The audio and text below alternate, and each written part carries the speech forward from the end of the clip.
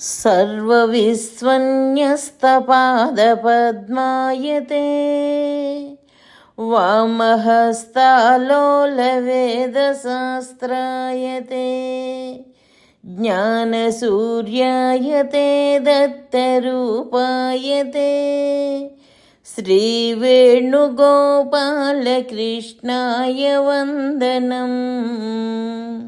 श्रीवेणुगोपालकृष्णाय वन्दनम्। श्रीवेणुगोपालकृष्णाय वन्दनम्। శ్రీదత్తవేదము అక్షర ప్రసాదము 6 మరి ఒక అద్భుత సన్నివేశం మనవి చేస్తాను. శ్రీ దత్తభక్తులు నరసరావుపేటలో ఉండగా ఒక శనివారం నాడు ఒక విప్రశ్రేష్ఠులు వచ్చారట. ఆయన తెల్లగా కాంతివంతముగా ముఖ తేజస్సు కలిగి ఉన్నారట. తెల్లని పంచె జుబ్బా వేసుకున్నారట. ముఖముపై ఎర్రని కుంకుమ బొట్టు ఉన్నదట.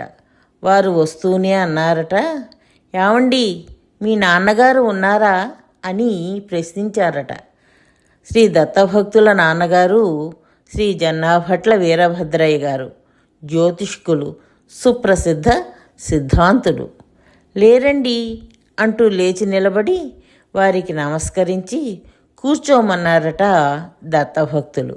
వారు కూర్చుంటూ వారి పెద్దబ్బాయి ఉన్నారా అని అడిగారట. నేనే వారి పెద్దబ్బాయిని, రండి కూర్చోండి అన్నారట. వారు కూర్చున్నారట.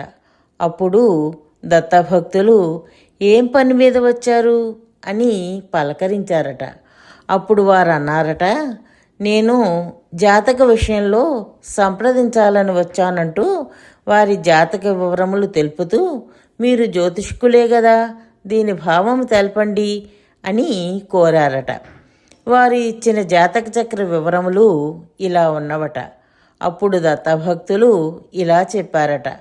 1 లగ్నం మీద శుక్రుడు వచ్చా, 2 తృతీయంలో చంద్రుడు వచ్చా, 3 పంచమంలో గురువు వచ్చా, 4 లాభంలో కుజుడు వచ్చా, 5 సప్తమ మారక స్థానంలో బుధ శనులు ఉన్నారు, 6 అష్టమంలో రవి రాహువులు.